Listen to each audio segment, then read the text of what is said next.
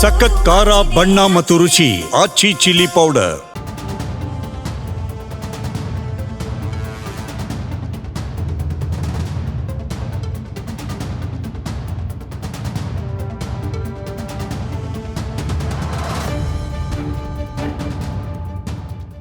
ಕಾಂಗ್ರೆಸ್ನ ವರಿಷ್ಠ ಹಾಗೂ ಲೋಕಸಭೆಯ ವಿರೋಧ ಪಕ್ಷದ ನಾಯಕ ರಾಹುಲ್ ಗಾಂಧಿಯವರು ಬಹುದೊಡ್ಡ ಸಾಧನೆಯತ್ತ ದಾಪುಗಾಲಿಟ್ಟಿದ್ದಾರೆ. ಇತ್ತೀಚೆಗೆ ತಾನೇ ಬಿಹಾರ ಚುನಾವಣೆಯ ಫಲಿತಾಂಶ ಬಂದಿದೆ. ಅದರಲ್ಲಿ ಕಾಂಗ್ರೆಸ್ ಪಕ್ಷ ಭಾರಿ ಮುಖಭಂಗ ಅನುಭವಿಸಿದೆ. ಅಂಥದ್ರಲ್ಲಿ ರಾಹುಲ್ ಅದೇನು ಸಾಧನೆ ಮಾಡ್ತಿದ್ದಾರೆ ಎನ್ನುವ ಕುತೂಹಲವೇ?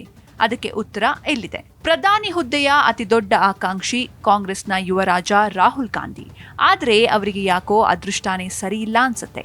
ಯಾಕಂದ್ರೆ ಕಳೆದ 2 ದಶಕದಲ್ಲಿ ಅವರ ನಾಯಕತ್ವದಲ್ಲಿ ಕಾಂಗ್ರೆಸ್ ಎದುರಿಸಿದ ಚುನಾವಣೆಗಳ ಪೈಕಿ 95 ಚುನಾವಣೆಗಳಲ್ಲಿ ಸೋತಿರೋದೇ ಅದಕ್ಕೆ ಕಾರಣ.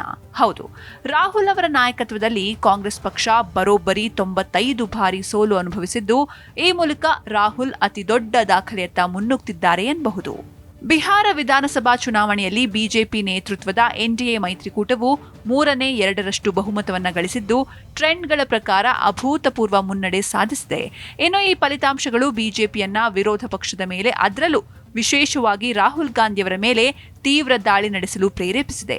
ಹಾಗಾಗಿ ಬಿಜೆಪಿ ರಾಹುಲ್ ಅವರ ಸೋಲಿನ ದಾಖಲೆಯನ್ನ ಮುಂದಿಟ್ಟು ಲೇವಡಿ ಮಾಡ್ತಾ ಇದೆ. ರಾಹುಲ್ ನೇತೃತ್ವದಲ್ಲಿ ಯಾವ ಚುನಾವಣೆಯಲ್ಲಿ ಸೋಲು? ಸಾಮಾಜಿಕ ಜಾಲತಾಣದಲ್ಲಿ ಬಿಜೆಪಿ ಮಾಡಿರುವ ಪೋಸ್ಟ್ ಪ್ರಕಾರ ರಾಹುಲ್ ಗಾಂಧಿ ನೇತೃತ್ವದಲ್ಲಿ ಕಾಂಗ್ರೆಸ್ ಪಕ್ಷವು ಗುಜರಾತ್ನಲ್ಲಿ 2007, 2012, 2017 ಮತ್ತು 2022ರ ಚುನಾವಣೆಗಳನ್ನು ಹೀನಾಯವಾಗಿ ಸೋತಿದೆ. ಇದರೊಂದಿಗೆ ಉತ್ತರ ಪ್ರದೇಶದಲ್ಲಿ 2007, 2012, 2017 ಮತ್ತು 2022ರ ಸೋಲು, ಜೊತೆಗೆ 2007, 2012, 2024ರಲ್ಲಿ ಪಂಜಾಬ್, 2014, 2019, 2024ರಲ್ಲಿ ಹರಿಯಾಣ, 2013, 2015, 2020ರಲ್ಲಿ ದೆಹಲಿ, 2007, 2017, 2022ರಲ್ಲಿ ಉತ್ತರಾಖಂಡ, 2014, 2019, 2024ರಲ್ಲಿ ಮಹಾರಾಷ್ಟ್ರ, 2008, 2018ರಲ್ಲಿ ಕರ್ನಾಟಕ ಹಾಗೂ ಪಶ್ಚಿಮ ಬಂಗಾಳ, ಮಧ್ಯಪ್ರದೇಶ, ರಾಜಸ್ಥಾನ ಮತ್ತು ಈಶಾನ್ಯ ಭಾರತದ ಅಸ್ಸಾಂ, ತ್ರಿಪುರಾ, ನಾಗಾಲ್ಯಾಂಡ್, ಸಿಕ್ಕಿಂ ಸೇರಿದಂತೆ ಹಲವು ರಾಜ್ಯಗಳಲ್ಲಿನ ವಿಧಾನಸಭಾ ಚುನಾವಣೆಗಳ ಸೋಲುಗಳು, ಜೊತೆಗೆ 2014, 2019 ಹಾಗೂ 2024ರ ಲೋಕಸಭೆ ಚುನಾವಣೆಯ ಸೋಲುಗಳನ್ನು ಉಲ್ಲೇಖಿಸಿ ಒಟ್ಟು 95 ಸೋಲುಗಳನ್ನು ಕಾಂಗ್ರೆಸ್ ಪಕ್ಷವು ರಾಹುಲ್ ನೇತೃತ್ವದಲ್ಲಿ ಅನುಭವಿಸಿದ್ದು, ಈ ಮೂಲಕ ರಾಹುಲ್ ಶತಕ ಸೋಲಿಗೆ ಮತ್ತಷ್ಟು ಹತ್ತಿರವಾಗ್ತಿದ್ದಾರೆ ಎನ್ನಬಹುದು.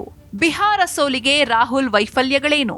ರಾಹುಲ್ ಗಾಂಧಿಯವರು ಕಾಂಗ್ರೆಸ್ ಪಕ್ಷವನ್ನ ಹೊಸದಾಗಿ ಕಟ್ಟಬೇಕಿಲ್ಲ. ಬದಲಿಗೆ ಅವರ ಮುತ್ತಾತ ಜವಾಹರ್ಲಾಲ್ ನೆಹರು ಹಾಗೂ ಅಜ್ಜಿ ಇಂದಿರಾ ಗಾಂಧಿಯವರು ಕಟ್ಟಿರೋದನ್ನ ಉಳಿಸಿಕೊಂಡು ಹೋದ್ರೆ ಸಾಕು ಅಷ್ಟೇ. ಯಾಕಂದ್ರೆ ನೆಹರು, ಇಂದಿರಾ ಕಾಲದಲ್ಲಿ ಕಾಂಗ್ರೆಸ್ ಪಕ್ಷವು ತನ್ನ ಪೀಕ್ನಲ್ಲಿತ್ತು. ಹೌದು, ಅಂದು ಬಹುತೇಕ ರಾಜ್ಯಗಳಲ್ಲಿ ಕಾಂಗ್ರೆಸ್ ತನ್ನ ಭದ್ರ ಬುನಾದಿಯನ್ನ ಹೊಂದಿತ್ತು.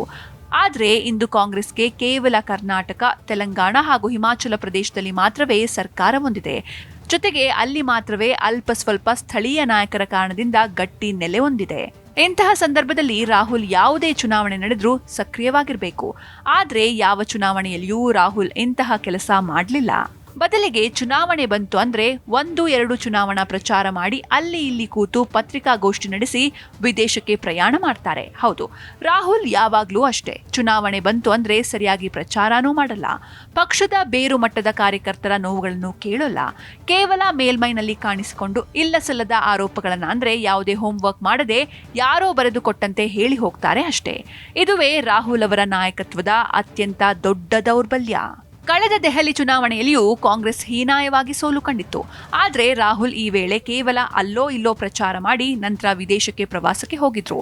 ಅದನ್ನ ಈ ಚುನಾವಣೆಯಲ್ಲಿಯೂ ಮುಂದುವರೆಸಿದ್ದಾರೆ. ಹೌದು, ಬಿಹಾರ ಚುನಾವಣೆಯ ಸಂದರ್ಭ ಚುನಾವಣೆ ಘೋಷಣೆಗೂ ಮೊದಲು ರಾಹುಲ್ ಅವರು ರಾಜ್ಯದ ಹಲವು ಪ್ರದೇಶಗಳಲ್ಲಿ ಮತದಾರರ ಅಧಿಕಾರ ಯಾತ್ರೆ ಅಂತ ರ್ಯಾಲಿ ನಡೆಸಿದ್ರು.